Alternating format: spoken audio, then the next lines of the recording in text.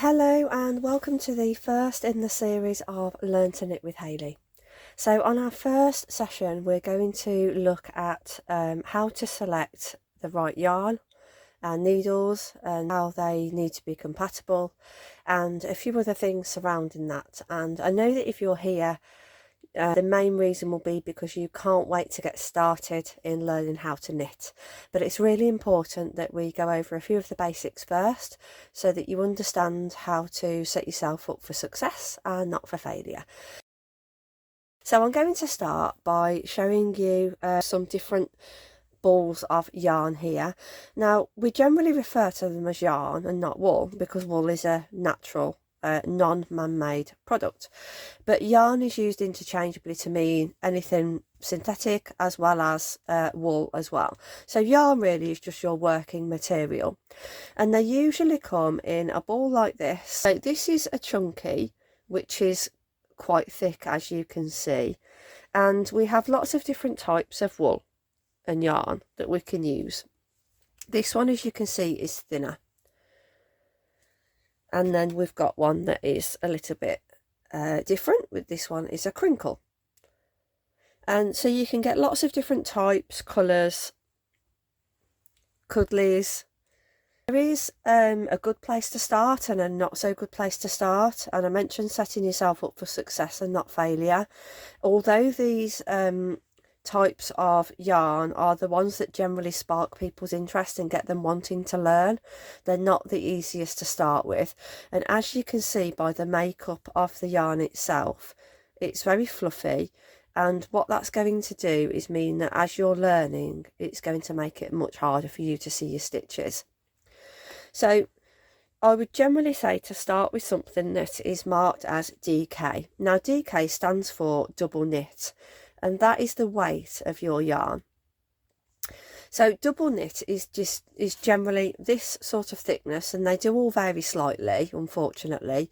So if you do plan on doing a project in different colours, if you get to that stage, then it's always worth trying to buy the same brand in all of your yarn colours so that they are compatible, because if you use different thicknesses, then you'll get lots of weird and wonderful wavy shapes. So this is a DK, and then the multicoloured one that I showed you earlier is also a DK.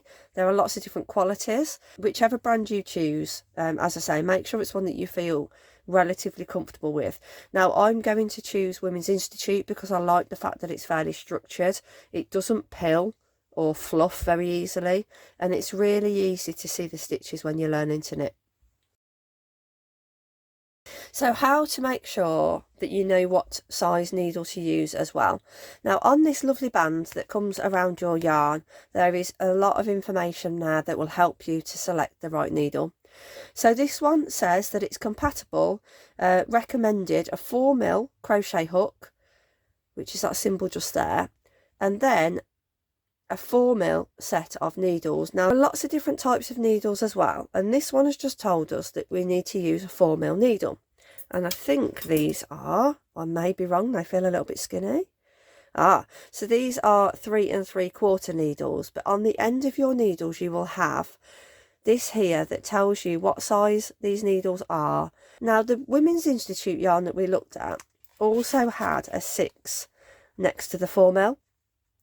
And that is because some time ago, before they started measuring English needles in mil, we used to have this numbering system. So that was actually saying there that it's an old size 6 needle or 4mm, which is the same thing.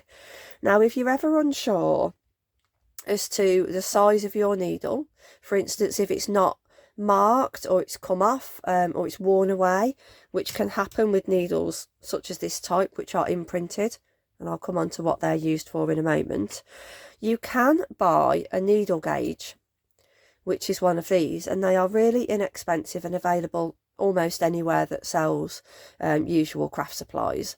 And all you do is you take your needle and you pop it through the holes to see which one it's going to fit in. Now that fits perfectly there into this one here, which this is metric sizes, so this is telling me that this is a 3mm needle, but actually if we turn it over it says number 11. And bingo, that matches exactly with what we've got on the end of this one. So your number 11 in old money, if you like, is a 3mm needle in today's marking standards. So that's a really handy tool to have, especially because, like I say, with some of the other mediums such as bamboo and wood and plastic, the numbers can rub off and then you won't know what size needle you've got to work with. So moving on to different types of needles, we have all these straight needles, and they come in different materials. I mentioned wood and bamboo, and you can get straight needles in wood and bamboo, and they are increasingly popular for this type of needle that I'll discuss in a moment. But these are plastic, and these are quite an old needle actually. They are a gauge 1 needle, and the others down here that we've just been looking at are all metal. Now, does it make a difference? It does, because as you start to learn the type of knitter that you are, you will understand whether you are a loose knitter, a tight knitter, and most people to start off with are more on the tight side. And you can adjust your tension slightly by using different types of needles. So I quite like my tension with metal needles. I feel as though that keeps my stitches nice and loose, not too tight. Because of the weight of the needle, naturally I just tend to hold them differently. And I find that metal moves through the stitches a lot easier. Now, some people can find that off-putting when they very first start off, because it feels very slippery and as though you're going to lose your stitches and they're going to fall off your needle. If you find this, please don't think that it's something that you're doing wrong. It is just a case of getting used to different mediums and what's going to work for you. So perhaps opt for something like a plastic needle, which is light and doesn't slide through the stitches as easily as a metal needle to start with. But it really comes down to personal preference and having a play around. There is no right or wrong. So then we move on to these types of needles, which are classed as circular needles. Now, these were predominantly invented for people to be able to knit things in the round, as we call it, which means that when you join up your stitches, you get a circular piece of project without any visible joins. And I have an example for you here of beanies that have been knitted in the round and there's no joins. And this will enable you to knit something like that without having to seam it all up at the end. And some people are absolutely terrified of circular knitting, but honestly I find it one of the easiest things. So you would need a circular needle to do that, and this is one of these here. Now, there are two types of circular needles. There are fixed, whereby you purchase the entire thing like this and it comes with its cable, and you cannot take the ends off because they are all fixed in one piece. And then you get a different type. They are actually removable. I've just not taken them off for this example. You can get this type, which come in lots of different sizes, and then you buy your cables separately, and you can choose to add the size needle that you wish to the length of cable that you need for your project. Oopsie daisy. So that in a nutshell is your needles and your yarn, your material, and how to make sure that by reading the label on your wool or your yarn that you have made the correct needle choice for your chosen product, and if you can't identify it, how to measure to get going. For now, pick up a ball of DK, select the right size needle for what it says on the band, and you're ready to knit.